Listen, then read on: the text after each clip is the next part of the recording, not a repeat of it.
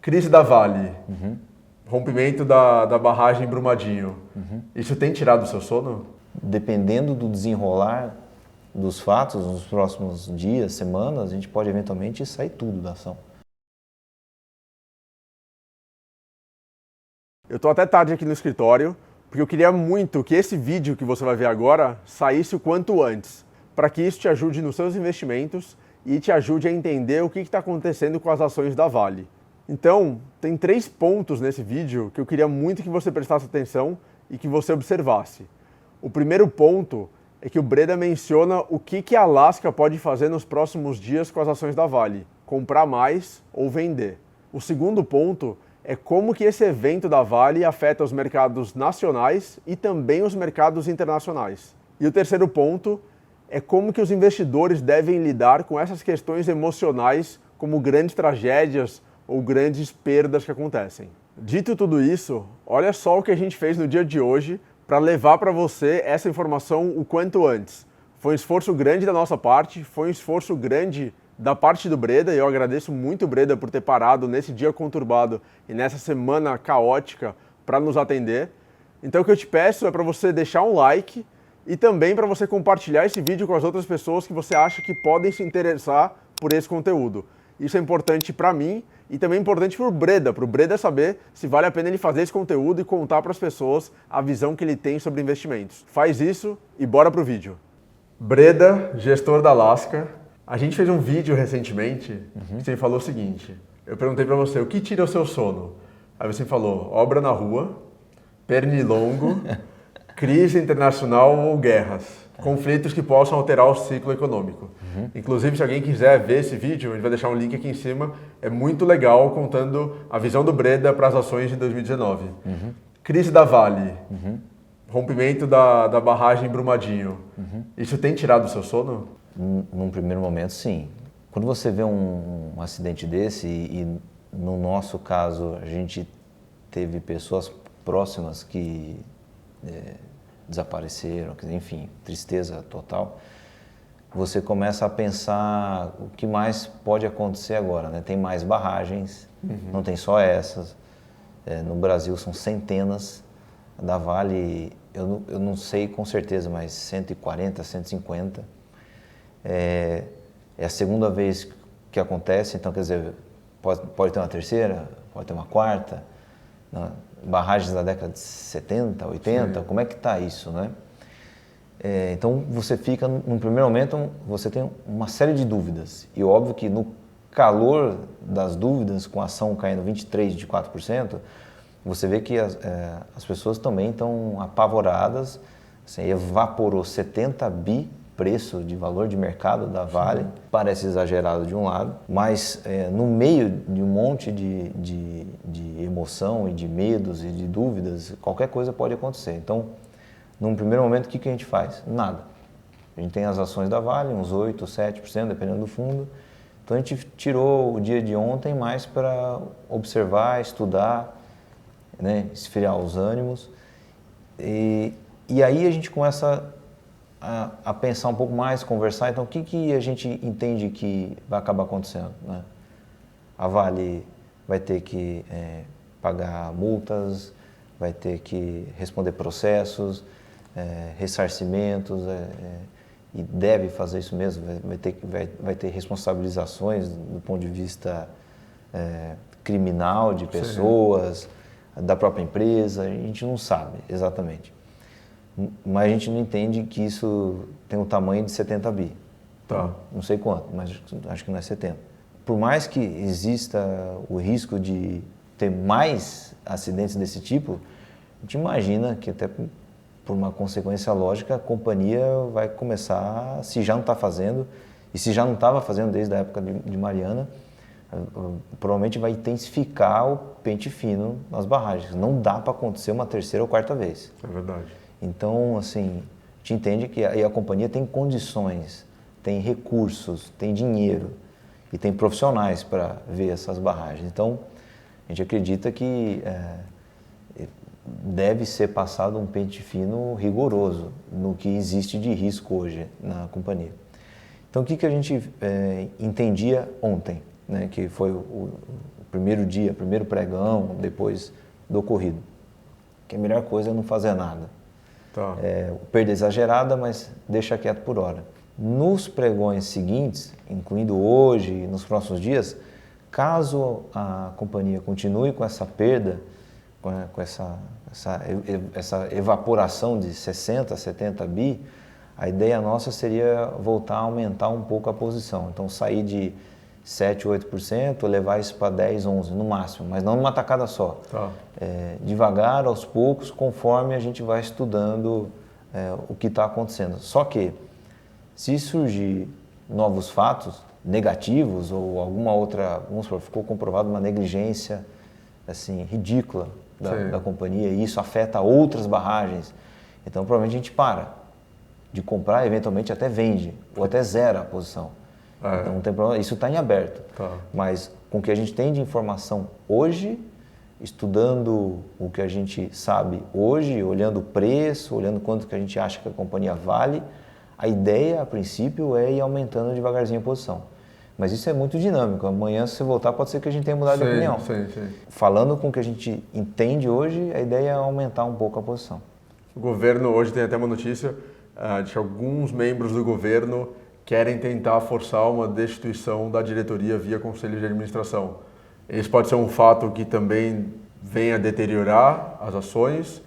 Não necessariamente, vocês vão acompanhar isso. Aí tem muito ruído, né? Eu não sei como o governo vem. Tem interesse político também. Tá? Então a gente prefere, deixa o pessoal trocar as farpas aí entre eles. Não é tão simples assim, um cara do governo tira um diretor e acabou. Né? Claro. Mas não é hora de dar muita bola para isso. Então a gente está se atentando ao que pode ser que tenha de riscos adicionais em barragens, esse tipo de coisa.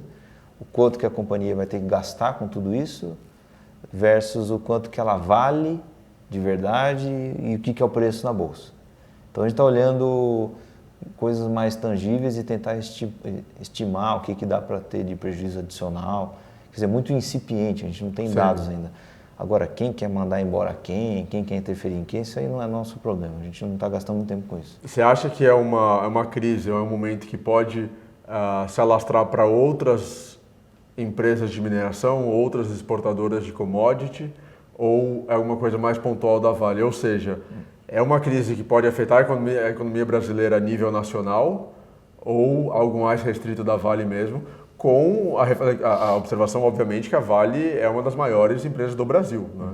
Então, claro que ela tem uma representação importante, uma representatividade importante no Ibovespa e na economia como um todo. Né? Acho que assim, o principal impacto parece que já foi ontem. O impacto no primeiro pregão. No primeiro pregão. Se não fosse a Vale, o Ibovespa teria subido. O impacto dela foi...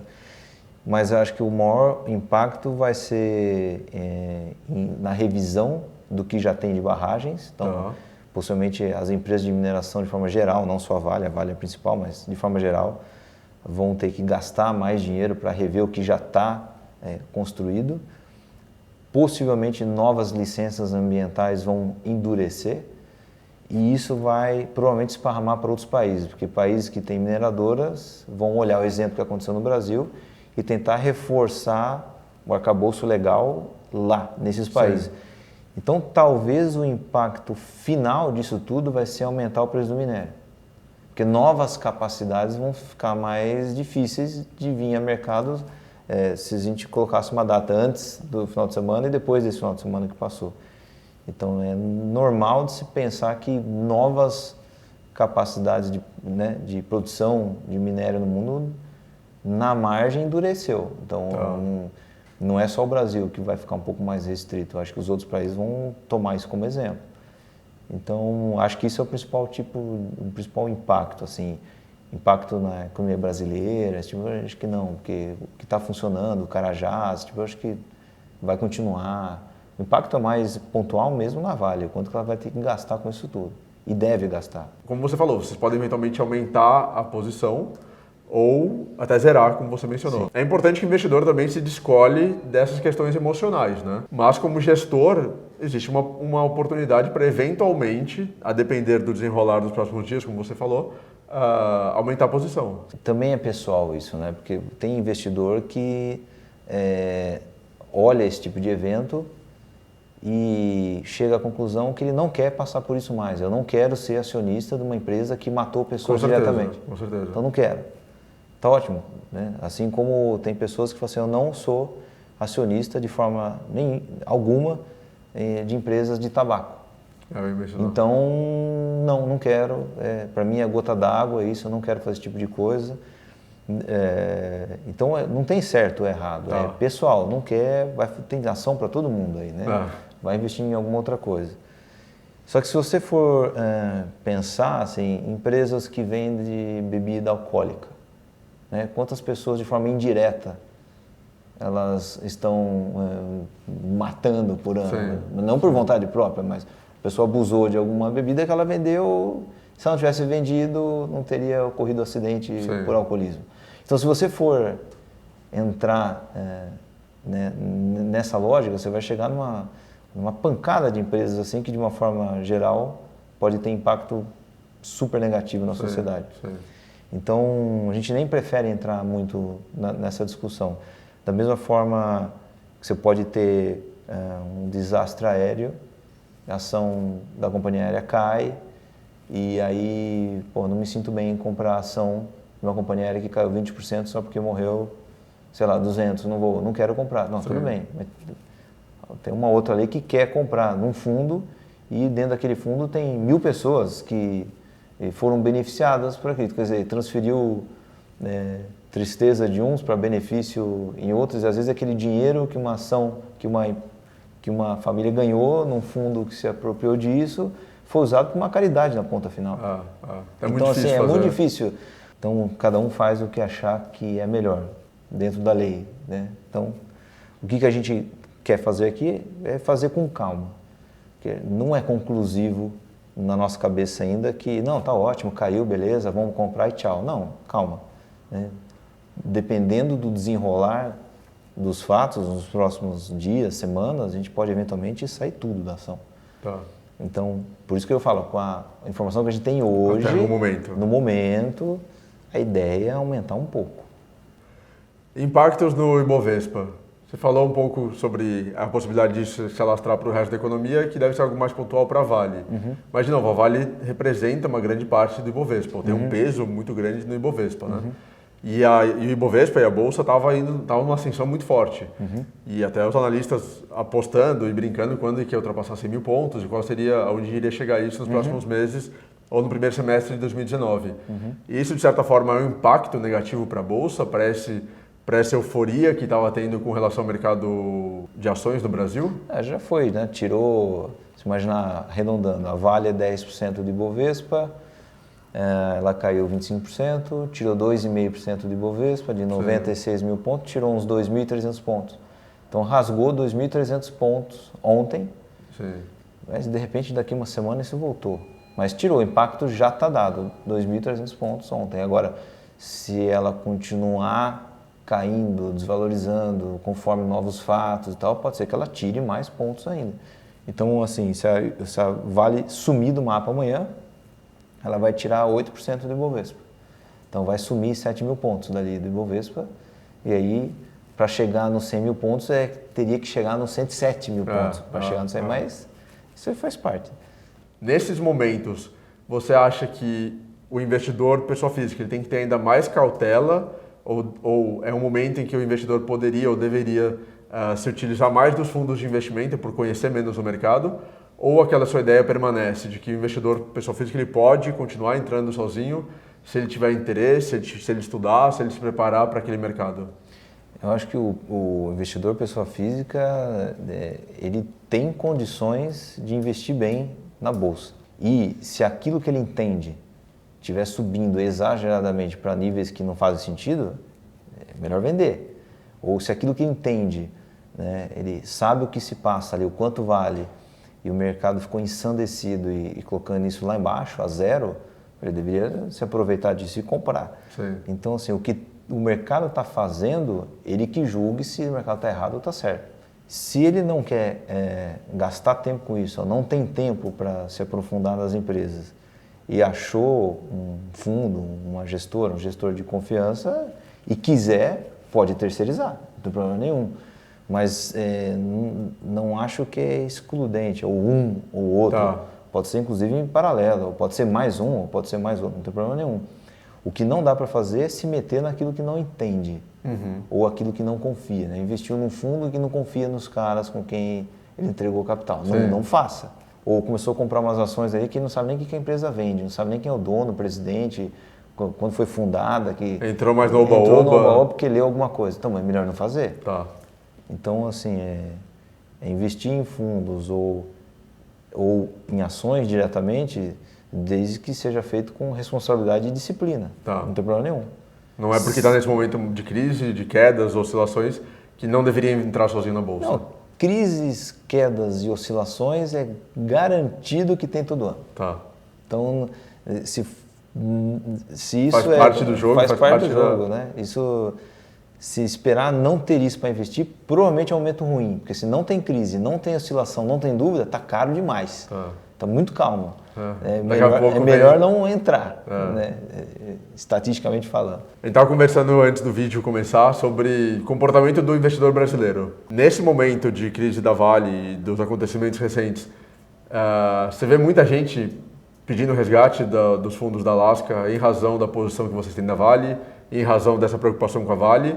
E o que você acha desse comportamento? Qual a sua visão sobre esse comportamento brasileiro de teve uma crise, teve uma oscilação negativa, né? Resgatar. E aí quando tem uma valorização, aplicar. E vai e vem, sem ter uma análise muito de longo prazo. Olha, o comportamento nesses últimos dias, contando ontem, que foi o dia mais emblemático, foi idêntico. Não teve diferença. Resgates e aplicações, assim, um ritmo normal. O que teve foram 5 cotistas, 5, é pouco, que perguntaram o quanto que a gente tem na Vale e o que a gente pretende fazer. Foi exatamente, então, temos de 7% a 8%, a ideia é observar, talvez aumentar um pouco. É pouco, se for ver, foi bem tranquilo. Não sei se é normal isso com outros fundos, ou se estão um pouco mais acostumados, mas a gente entende que é praticamente zero, isso é muito pouco. É praticamente zero. Mas você tem uma visão de que fazer isso, de novo, resgatar quando cai e aplicar quando sobe, não é um bom comportamento. Não, por favor, não seja trader de cota. Né? Se aplica no alto, resgata no baixo. Aplica no fundo, vai para frente e você vai para trás. Então, não faça isso. Melhor nem entrar. Mas é um comportamento comum do brasileiro, né? É comum, mas não é o correto. Não, com certeza. Então, vamos tentar deixar isso incomum. Mas tem gente que faz, infelizmente. O problema vai ser totalmente dela, né? Então, ao longo do tempo, ela vai perceber que o que ela fez foi errado. Mas, às vezes, né, tem pessoas que só aprendem errando. Então, não tem jeito. Mas a gente estimula a não fazer. Porque também é uma visão distorcida do próprio funcionamento do mercado, né?